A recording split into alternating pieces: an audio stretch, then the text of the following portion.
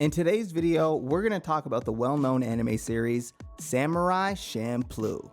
So without further ado, let's get into it.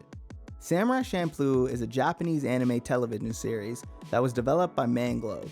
The genre of this anime is history and adventure, and it was directed by Shinichiro Watanabe. It was Watanabe's first directorial effort for an anime television series after the critically acclaimed Cowboy Bebop. The series ran for 17 episodes on the network until September 23, 2004. When they decided to cancel its broadcast, the series resumed airing on BS Fuji. The remaining 18th to 26th episodes aired from January 26 to March 19, 2005. Geneon licensed the show for distribution in North America almost a year prior to the show's airing in Japan.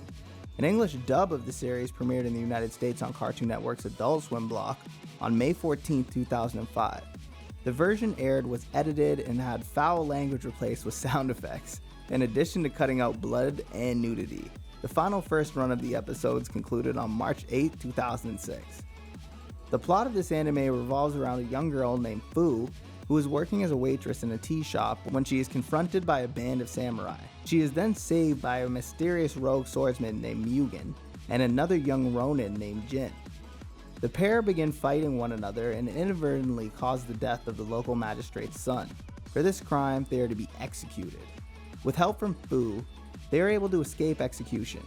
In return, Fu asks them to travel with her to find the samurai who smells of sunflowers. But Fu has a condition, that they are not allowed to duel one another until the journey is ended.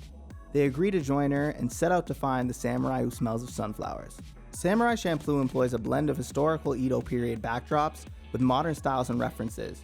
The show relies on factual events of Edo-era Japan, such as the Shimabara Rebellion. So yeah, it's not all fiction, and that's kind of what makes it really cool. In season 1, Mugen, Jin, and Fu begin to get to know each other as they set out on their travels. Eventually, due to an error made by Sosuke Kawara, who is the son of the group that hired Jin, the struggle between the two groups grows more intense. They decide to gamble using dice in order to settle the struggle, and the dice rolling contest will settle the fate of the gang warfare taking place in the show. The ending of the first season of Samurai Champloo is very conclusive, so it seems very unlikely that Samurai Champloo will actually have another season. But this doesn't stop the fans from hoping for another one. Previously, there have been rumors that the show is to have another season, but no confirmations as of yet. Its fan base has been waiting for a second season since 2005. 16 years in the making, and there's no word from Manglobe Studios. Talk about a way to break your fan base's spirit. And there has been a lot of artwork made and fan fiction written about it. The best thing about this anime is its dynamic and well-written characters. Now who doesn't love that? There are 3 main characters, Fu, Mugen, and Jin. Fu is a spirited 15-year-old girl who asks Mugen and Jin to help her find a sparsely described man she calls the samurai who smells of sunflowers. Her father left her and her mother for an unknown reason, which seems to be a recurrent backstory in animes. Without her father around to support them, Fu and her mother led a difficult life until her mother died of illness. After a not-so-successful stint in a tea house as a waitress/dancer, she saves Mugen and Jin from execution and recruits them as her bodyguards. She also has a flying squirrel named Momo who accompanies her on her journey throughout the show, inhabiting her kimono and frequently leaping out to her rescue.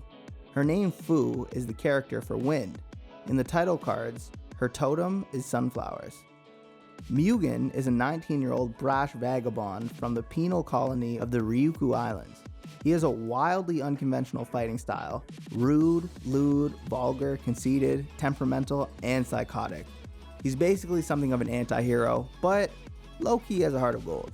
He loves fighting and has a tendency to pick fights for the pettiest of reasons.